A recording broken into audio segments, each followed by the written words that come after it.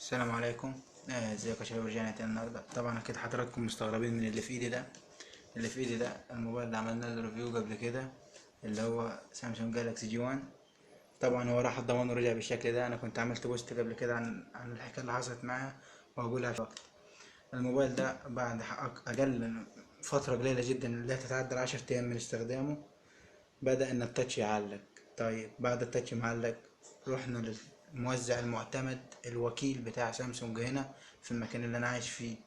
كان الرد منه ان هو مرة عمل فاكتوري ريسيت للموبايل واشتغل بالحظ ورجع تاني مرة عمل نفس الحكاية، تالت مرة نفس الحكاية، رابع مرة فاعترضنا وقلنا لازم يروح التوكيل. طيب راح التوكيل، كلامنا كان مع الصيانة كالآتي: ان الموبايل اتكب عليه سائل او اتسكب عليه سائل من جوه. طيب اقنعني ازاي الموبايل قبل ما انا موديه للموزع اتكب عليه سائل وهو اصلا كان راكب عليه سكرين بروتكتور جزاز؟ ده اول شيء. تاني شيء، ازاي السائل هو نفس السائل سبحان الله عدى السكرينة وعدى الشاشة وعدى الطبقة اللي عليها ودخل التاتش؟ يعني كلام لا يعقل ولا يصدق اساسا، لو طفل صغير مش هيصدقه. ده اول شيء. تاني شيء، يعني ايه لا تستهتر بالعملاء واذا كانت السامسونج دي بتعملوا اقل شيء للعملاء؟ وبدليل دي الفاتورة طبعا طلع بتاريخ 1/5. دي الراجل عطاها الباور تاريخ 1/5. اللي اشد دليل على ان هما بيرتبوا الحكاية مع بعض، الموبايل احنا مشترينه قبل 1/5 اساسا، وانا عامل عليه الريفيو قبل 1/5. فانت ازاي لما تيجي تطلع فاتورة تاني زي ما تكون بتحايل اللي قدامك تروح تقول له انا مطلع فاتورة ب1/5؟ ودي طبعا هتستخدم كإدانة ليهم ان هو انت طلعت فاتورة ب1/5، خلاص انا هستخدم الفاتورة دي اللي هطلع ل1/5 وهطالب بحق ان انا ليا موبايل جديد اساسا ان انا اخده واستخدمه. تمام؟ ده شيء مفروغ منه. طبعا غير الطريقة البذيئة اللي الورقة مربوطة فيها بأستك مربوطة في العلبة بتاع الموبايل نفسه. طبعا ادي شكل العلبة، ده شكل الموبايل. لما راح التوكيل كان راكب عليه سكرين بروتكتور ورق، اللي هي راكبة دلوقتي اللزجة العادية دي شكلها طبعا هفتح الموبايل وهوريكم المفترق بتاع الموبايل. طبعا واشد دليل على ان الموبايل لسه جديد، كل حاجة بكيسة زي ما هي. ده الكيس بتاع البطارية، الهاند فري، الشاحن، يعني وصلة اليو اس بي لسه في مكانها، ما اتجلعتش من مكانها، ولو جلعناها من مكانها تلاقيها لسه باللزجة بتاعتها، الكيس بتاعها اللي جاي عليها انها المفروض ما استخدمتش. طبعا بغض النظر عن الحاجات دي، ناهيك عن الحاجات دي كلها والكلام ده كله، وهنجرب نستخدم الموبايل مع بعض.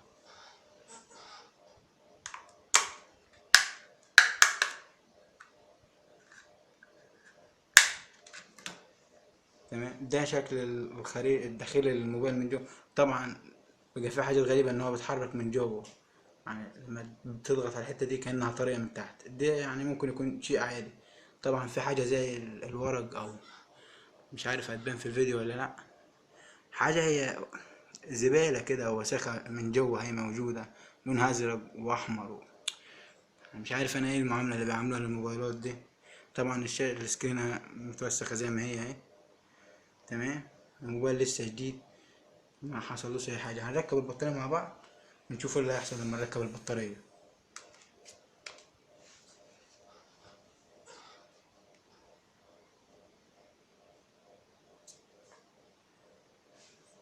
المفروض ان هو يفتح دلوقتي.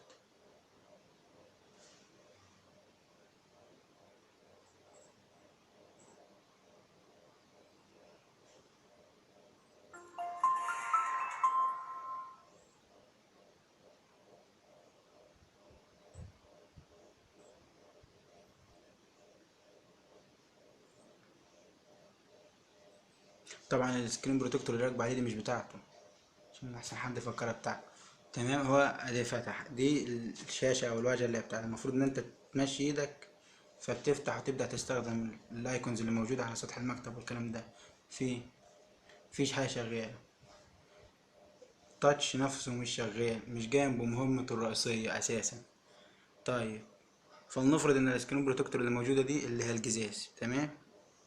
الجزاز اللي ما فيش حاجه تقدر تعديها، سائل او تراب او اي حاجه.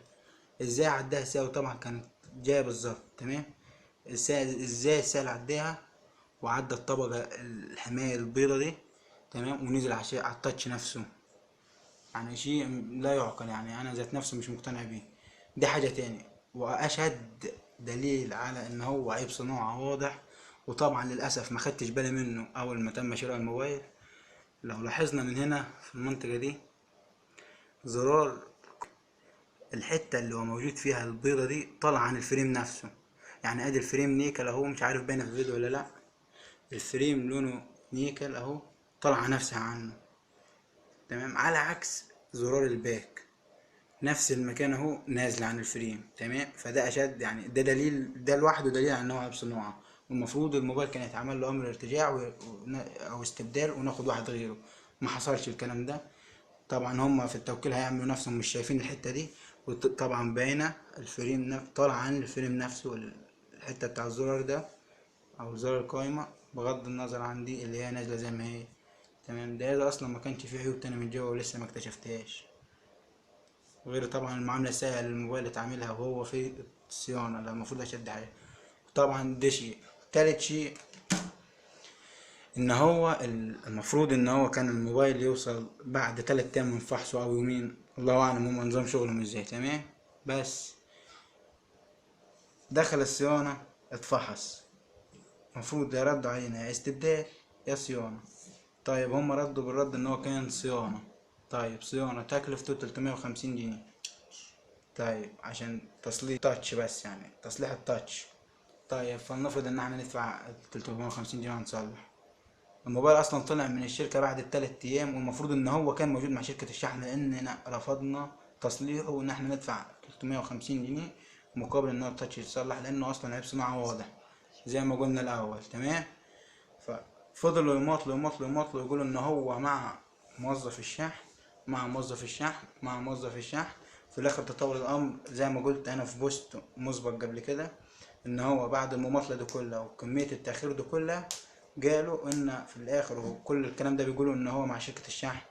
يعني احنا كان الكلام عن ان هو مع مندوب الشحن ومستنينه يوصل، ما وصلش. في اخر قبل ما الموبايل يوصل 3 4 ايام، راحوا قالوا ان هو عايز تاتش.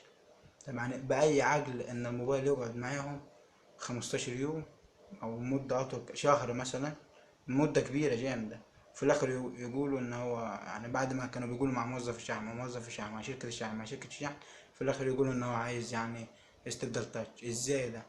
هي دي خدمة العملاء اللي بيثقوا في سامسونج؟ طبعا دي في الأول وفي الآخر جزات واحد إن هو استخدم سامسونج. سامسونج شركة معروف عنها إن هي ما بتعملش أو ما عندهاش خدمة ما بعد، شركة محترمة معروفة، على عكس أي شركة تاني.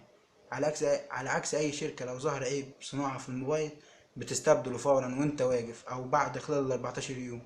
في خلال فترة ال 14 يوم لما الموبايل يروح للتوكيل ويتعمل له فاكتوري ريست ويرجع تاني على أساس إن هو يشتغل. دي برضو خدمة، ده احترام خدمة العملاء. هو ده أكتر شيء ما يقولون إن شاء الله. يعني وطلب مني لكل اللي يشوف الفيديو ده، يعني رجاء خاص يعمل له شير عشان يوصل لاكتر ناس، والناس ياخدوا تحذير عن شركه سامسونج، انها شركه ما عندهاش خدمه ما بعد البيع فعلا، وما بيهتموش بالفئه السعريه القليله اللي بتاع معظم الشعب المصري اللي هو متوسط الدخل. موبايل ب1000 جنيه ما يهتموش بيه، وسواء كان 1100 او 1200 او مهما كان ثمنه، لكن يهتموا بموبايل ثمنه 6000 جنيه، زي طبعا الجالاكسي 6 والحكايه اللي حصلت عليها اللي الناس كلها عارفاها، بتاع الكاميرا الاماميه اللي بيظهر فيها نقط زرقاء، وتعليق غير الله اعلم الحاجات اللي فيه تاني من جوه، وباظ. واحدة عملت بوست فانتشر الفيس كله، فخدت حاجة والموبايل رجع، وخدت واحد غيره، وخدت استمارة شكل. بغض النظر عن الكلام ده كله، يعني مع حفظ الألقاب والكلام ده، ماشي. طب ليه زي ما بتعمل مع الناس اللي مشتريه موبايل بآلافات، ما تعملش ليه مع موبايل زي ده، يعني فئة سعرية متوسطة أو بسيطة؟ ده جزات إن الناس كلها واثقة في سامسونج. بتمنى من كل اللي يشوف الفيديو إن هو يعمل له شير. والسلام عليكم ورحمة الله تعالى وبركاته.